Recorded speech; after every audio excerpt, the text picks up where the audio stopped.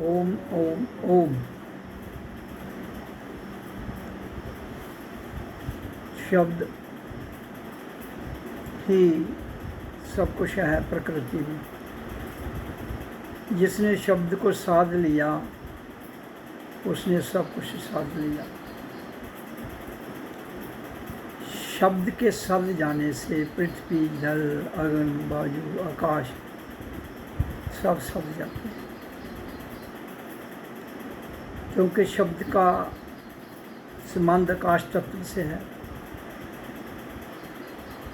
इसलिए संसार की हर प्रकार की ऊर्जा आकाश की ओर जाए तो पाप उनसे मुक्ति होती है। अगर हमारे किए हुए कर्म, हमारे द्वारा बोली हुई वाणी, हमारे द्वारा सोचा हुआ विचार सब के सब आकाश में चले जाएं तो धरती पर एक शांति, एक आनंद, एक ब्लिसफुल जीवन की अनुभूति प्रतीत होती है। ये केवल वही व्यक्ति नर या नारी हो जान सकता है जिसने ध्यान साधना के द्वारा ओम का उच्चारण करते हुए अपने जीवन को उस तथ्य तक ले जाने के बाद जाना हो जहाँ से ये आनंद की परिभाषा शुरू होती है। तो जब हम अपने शरीर को पूर्णता साध लेते हैं तो ये अनुभूति होना आरंभ हो जाती है। संसार एक चलन है, संसार एक प्रतिक्रिया है, संसार एक मान्यता है, संसार एक प्रथा है और संसार का जीवन जो है वो प्रथाओं से बंधा हुआ है। लेकिन मैं प्रथा नहीं हूँ, आत्मा प्रथा नहीं है। आत्मा ना मान्यता है, ना प्रथा है, ना कोई कानून है। एक अलौकिक ज्योत का पुंज, बहुत बड़ा पुंज है, जहाँ से एक प्रकाश आकर इस प्रकृति को रूपांतर करता हुआ उसे चला रहा है। स्वयं वो स्थिर है, अमर है, सनातन है। उसी सनातन की आगे ब्रांचें निकाल कर इंसान ने अलग भिन्न भिन्न मत मतांतर खड़े कर दिए और फिर जैसे ही मत मतांतर खड़े हुए वैसे ही झगड़े शुरू हो गए और हम मूल से भड़क गए। जब कोई चीज़ मूल से भड़क जाती है तो वो अपने मार्ग से भी भड़क जाती है, क्योंकि मूल से हमें जो रस मिलता है उसी के द्वारा हमारी ग्रोथ होती है।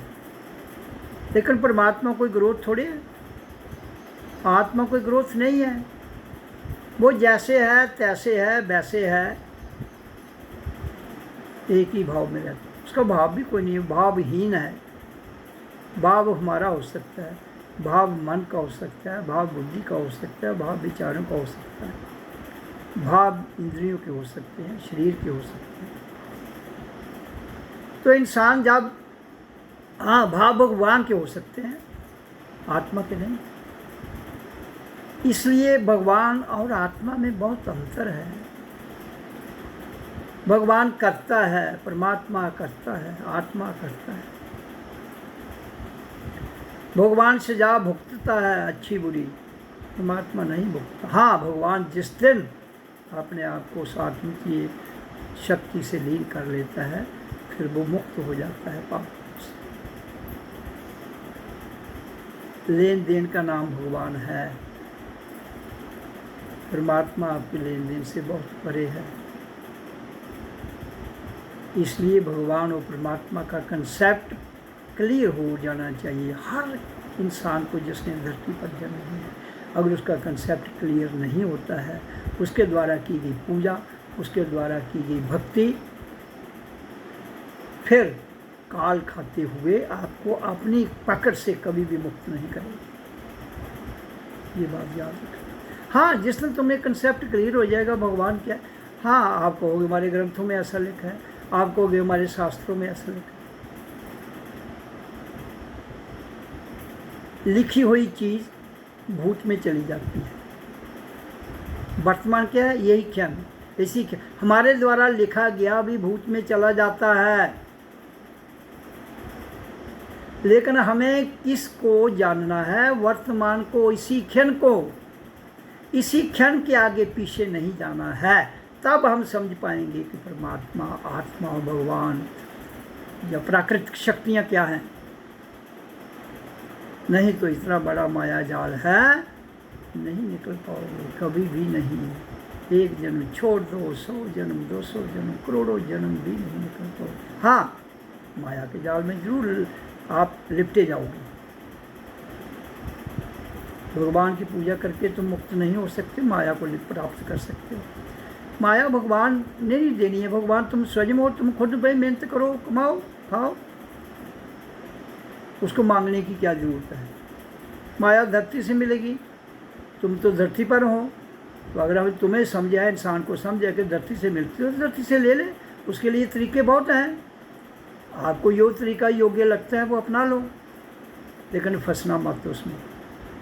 तरीका जो भी अपनाओ कोई दिक्कत नहीं, लेकिन फंसना नहीं। फंस गए तो काल अपनी पकड़ में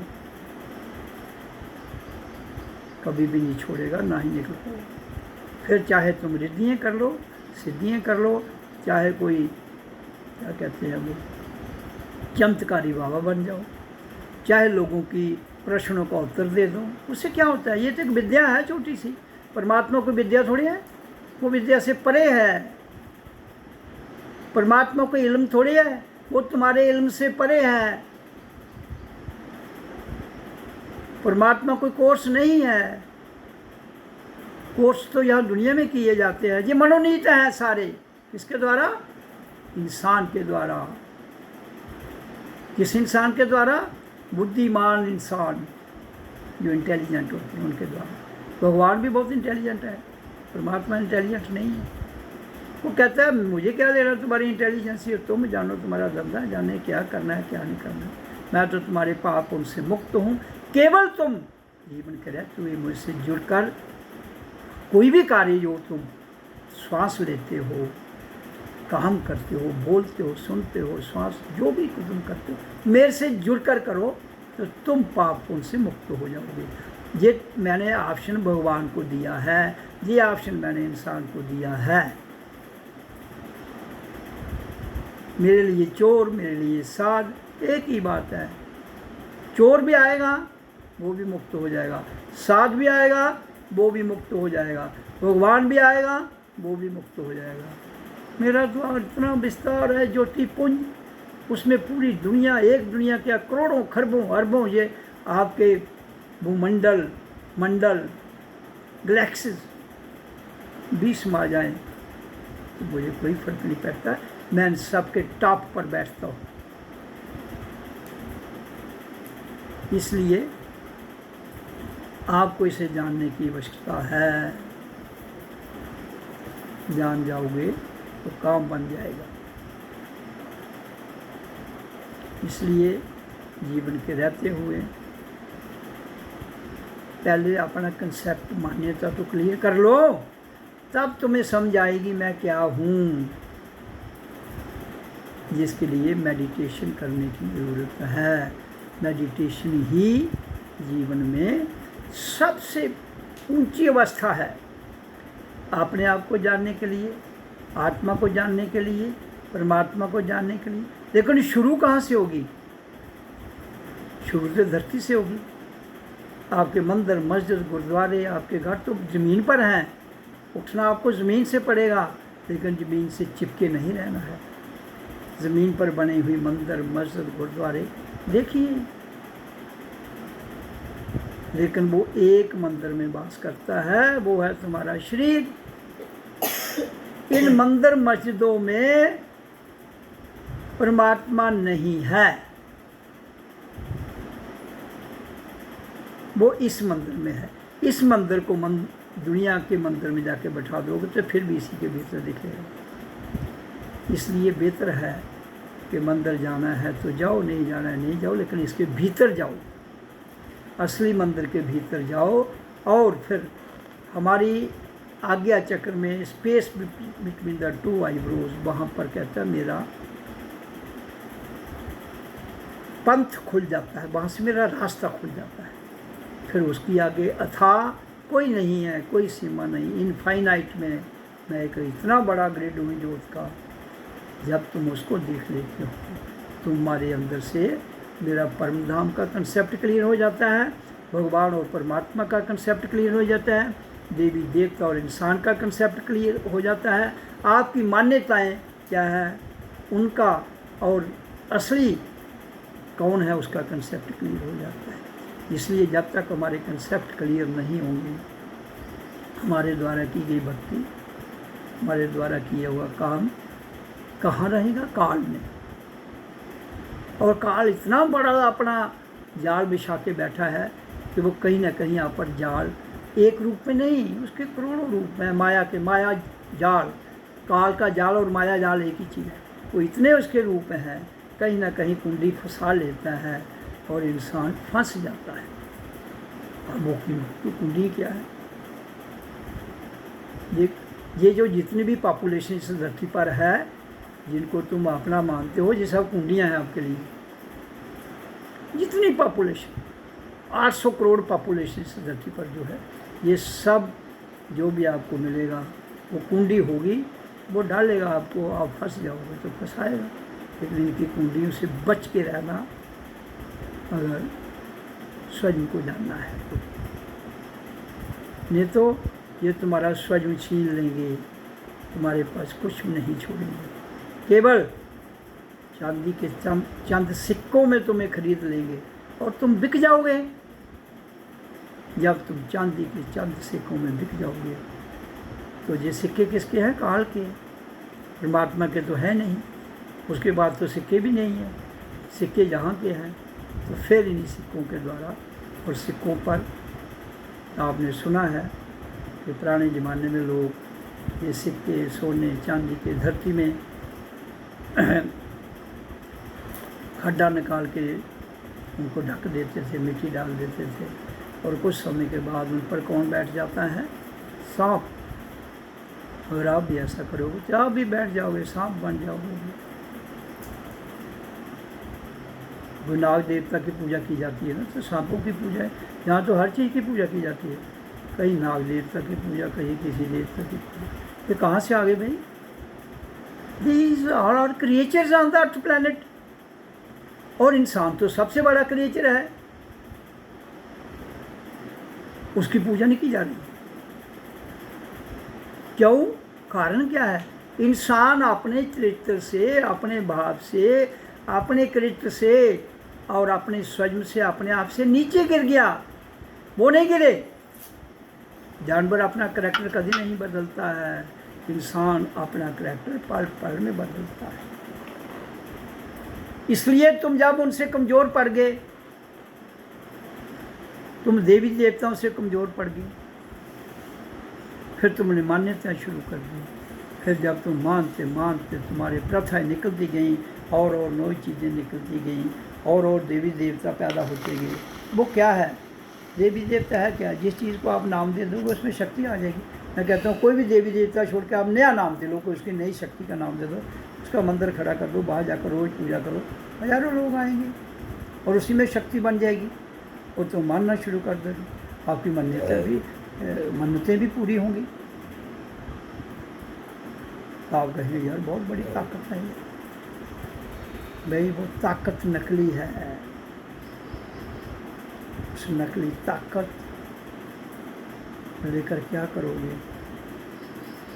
अपना जीवन बर्बाद करोगे और कुछ नहीं करोगे। जीवन बर्बाद हो गया तो फिर उसको सुधारना संभालना बड़ा मुश्किल है। लेकिन हमें जीवन के रहते हुए ये कुछ ऐसी चीज़ें हैं ये बड़ी अच्छी लगती है। तो इसलिए संसार को समझने की ज़रूरत है। स्वयं को समझो, आप संसार को छोड़ दो। संसार तो बहुत बड़ा दाव है, कहाँ समझ पाओगे? खुद को समझ लो। आप तो एक 6 फुट 5.5 फुट 7 फुट कोई बिरला आदमी होगा। इस छोटे से ढांचे को समझ लो। जब तुम इसको समझ लोगे, इसके भीतर सब कुछ है। जिस किसी को मिलना है वो इसी के भीतर प्रकट हो जाएगा, लेकिन किसी को नहीं मिलना है, स्वयं को मिलना है। जिस दिन तुम स्वयं को स्वयं में प्रकट करके अपने सामने खड़ा हो जाता है अपना ही स्वरूप, वही भगवान का स्वरूप है। मैं और मेरा शरीर ये दोनों अलग है। जिस दिन तुम स्वयं बैठे हुए शरीर को अलग सा अपने सामने रख के उसके दर्शन कर लेते हो, उसी दिन भगवान के दर्शन हो जाते हैं। जब उस दिन दर्शन हो जाएंगे, जिस दिन आपको अपने आपके भगवान का कंसेप्ट क्लियर हो जाएगा कि मेरे बिना कोई भगवान नहीं है। हाँ, ये मनोनीत भगवान आप कहो तो फिर वो तो बहुत पावरफुल है, कहोगे तुम भी ये कर, नहीं करना कुछ नहीं है, करना वरना कुछ नहीं है, सिर्फ जानना है स्वयं को। करने वाले बहुत हैं, उनको करने दो। तुम्हें अपने जीवन को सरल भाव में जीते हुए आगे बढ़ना है। बहुत से लोग तुम्हें मिलेंगे भरमाने के लिए, वहाँ जाओ, वहाँ जाओ, वहाँ जाओ, वहाँ वो है, वहाँ वो है। लेकिन क्या कहते हैं, जैसे सिनेमा हॉल में हम जाते थे तो लिखा होता था बिवेयर ऑफ पिक पॉकेट्स। ये सब पिक पॉकेट्स हैं, यहाँ वहाँ तहाँ। हाँ, अपनी जेबें कुटवानी है तो जाइए, जेबें भरनी है तो भी जाइए, क्योंकि जहाँ जेब काटी जाएगी भरी भी वहाँ ही जाएगी। इसलिए वाणी को सुनिए, जीवन को क्रियात्मक रूप में ढालिए, ताकि आपको समझ आ जाए जीवन क्या है, जीवन का सत्य क्या है, जीवन का रहस्य क्या है। जीवन मिला है, बहुत बहुमूल्य है ये जीवन। इस बहुमूल्य जीवन को मत ऐसे तबाह करके जाओ छोटे छोटे विवादों में, छोटी छोटी बातों में, छोटे छोटे झगड़ों में और छोटे छोटे ये तर्क वितर्क में। सिंपल जीवन जियो और भजन करो, आगे बढ़ो। किसी से कुछ भी सीखने की जरूरत नहीं है। आप नित्य नियम से रोज बैठिए। कोई आ जाता है आए, लेकिन अपना भजन का समय मत जाया कीजिए।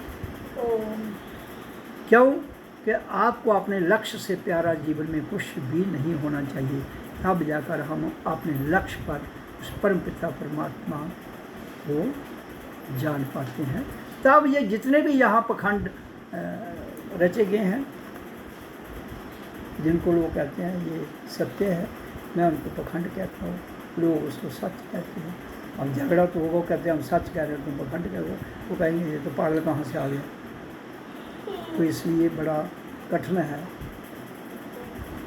एक रियल पागल है, एक नकली पागल है, और नकली पागल को कौन सीधा करेगा। तो इसलिए जीवन के रहते हुए जो मैं बताता हूँ वो कर लो, ताकि जीवन शांत में, समृद्धि में, ऐसा जहाँ किसी चीज़ की कमी नहीं है। आप कहोगे कि पैसा नहीं मिलेगा, पूजा ये पाठ ये, कुछ ऐसा नहीं है। करो, लेकिन पेशेंस चाहिए, और जिसके योग्य होगा जरूर मिलेगा। वो कोई नहीं रोक सकता, कोई भगवान में नहीं रोक सकता। जब आपकी विल पावर इतनी स्ट्रांग होगी तो फिर आपके सामने कौन खड़ा होगा। परमात्मा तो सामने खड़ा नहीं होता है। वो कहते हैं मेरे से जुड़ो, फिर दुनिया की कोई भी ताकत आपका कुछ भी नहीं बिगाड़ पाए। लेकिन जुड़कर काम करो। जब तुम मन से काम करते हो, बुद्धि से काम करते हो, प्लानिंग से काम करते हो, जब स्कीम से काम करते हो, तो मैं हट के जाता हूँ। मैं तो स्थिर हूँ, लेकिन फिर मेरा जो प्रकृति का निजाम है वो वहाँ से हट जाता है, फिर तुम परेशान हो जाते हो। लेकिन वो कुछ आपके कर्मों का सिस्टम भी है। उस कर्मों के सिस्टम को भी तुम तभी भस्म कर पाओगे जब तुम मेरे से जुड़ोगे, क्योंकि मेरे बिना तो कर्म किसी के भस्म होते नहीं। मेरा प्रकाश ही आपके कर्मों को भस्म करता है। मेरा ज्योति पुंज ही आपके हर प्रकार के पाप पुण्य को भस्म करता है। इसलिए मेरे से जुड़कर रहोगे तो मेरे से जुड़ने का अर्थ है स्वयं से। मुझे स्वयं से जुड़ना है, किसी और से नहीं। स्वयं गुरु भीतर बैठा हुआ है, उस गुरु से जुड़िए। स्वयं ही आत्मा और स्वयं का विराट रूप है परमात्मा। विराट रूप नहीं, विराट ज्योति पुंज है, वो है परमात्मा। इसके अलावा और कुछ भी नहीं। इसलिए समय के रहते हुए अपने जीवन को संभाल लो। ओ